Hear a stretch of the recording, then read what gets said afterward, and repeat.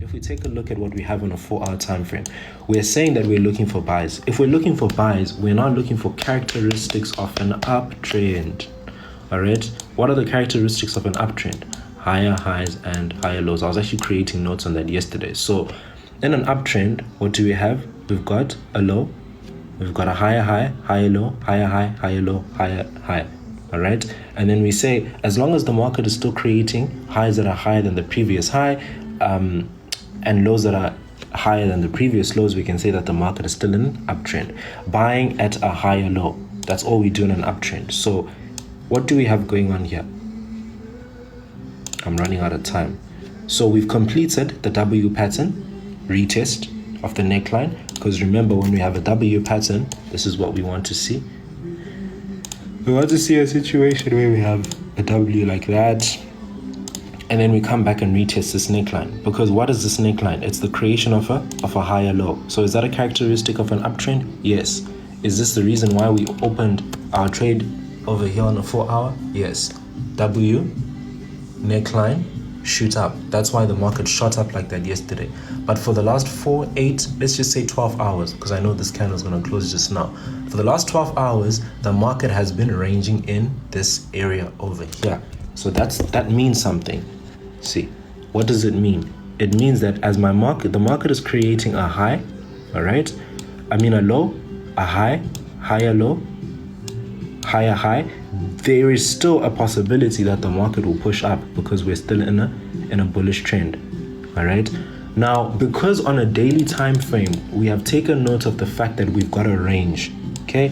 What I am saying is that during London session, this is my support area over here. This is my support.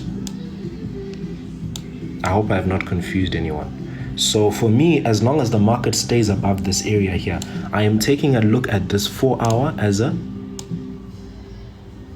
a range.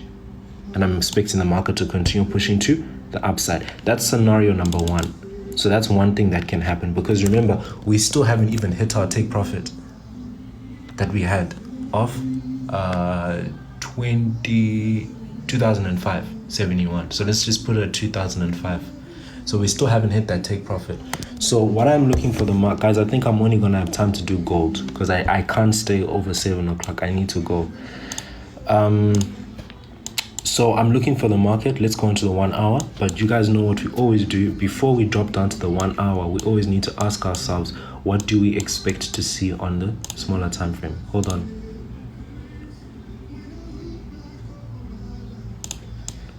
Is that a valid trend? Yes, but a trend there, trend there, trend there. And then what we have actually, okay, so what I would have done is that I would have put a touch there, and a touch here. And then, oh, this would have been a nice trade yesterday. Guys, if you took this trade yesterday, well done. If you followed the live and what we spoke about in the morning, if you took that trade yesterday, you should be running how many pips? You should have ran 183 pips. If you still have it open, you're still running 100 pips. So well done to you. So what am I looking at? Support. We've broken above that support. We're ranging. I'm looking for the market to continue to go to the upside. Okay. So overall targets, because on the weekly time frame, we've already spoken about this. And yesterday's trade, we say that our take profit was only here at 2005. I am still looking for the markets to go with the overall trend, which is to come and finish this bullish trend over here. All right, I'm gonna actually save this live video and yesterday's live video, and I think I'm gonna upload it on my YouTube, because this is good gems, even for myself. I think this is good. So this is what we have in gold. Now going down to the 1 hour time frame, what do we want to see? We've already spoken about how every time we go into a smaller time frame, we want to say what we want to see first, so we don't get caught off guard. It's not guessing, or it's not projecting our emotions to the market. No, it's just practicing what you're seeing. Okay, so we want to see something like this and the market ranging. All right, so we're going to get 2 entry types from this trade, and I'm going to show you the 2 entry types that we can get from this trade. Let's do this quickly. 1 hour time frame. Let's go. Okay, so and I'm gonna quickly delete everything okay, so that we can see what we have with nothing distracting. Okay, so we say that on a 1 hour we wanted to see something like this, and then the market going up. This is not what we're seeing. Instead, we're seeing the impulse, yes, but now we're seeing a correction, and then the market broke out of that correction. So one of two things could be happening, okay? And we even broke structure over here on a 1 hour. So my daily time frame, my monthly, weekly, daily might be saying good buys, and 4 hour might also be saying those buys, but I cannot enter yet because my daily time, my 1 hour time frame has said there is a break of structure and we have created a reversal pattern over here. So how would I enter this trade? I would enter this trade one of two ways. I would either wait for the market to come back because this is clearly a strong resistance area. All right. I would wait for the market to come back into that area and then try and take myself by my buy trades from here. All right. Obviously on a 15-minute time frame, but after the 1 hour break. So I would wait for the 1 hour break if I am saying that my bigger time frames are telling me to buy, and then I would enter my trade. That's option number one. All right. Let me download this chart. Option number two, what you can do is that you can wait for the market to come back into this range here because there's a resistance here, all right, as much as there is a support. So I'm going to create a zone in here, and in this zone here, I cannot trade. Do you understand? If I cannot trade in this zone, what I'm going to do is that I'm going to wait for the market to close above with a strong, let's say a strong bullish candle. If it does not close above, I'm going to wait for when it closes above or below. When it closes above, I will then buy. If I have a reversal candlestick, closes below, I might be looking at some temporary sells. All right. If we do get some temporary sells, we can see that as the market impulse to the downside over here, we're creating higher highs and higher lows. This could be an extended correction. So the market could come back and retest over here. Why could this happen? This could only happen because what did we see on a 1 hour time frame, guys, when we started?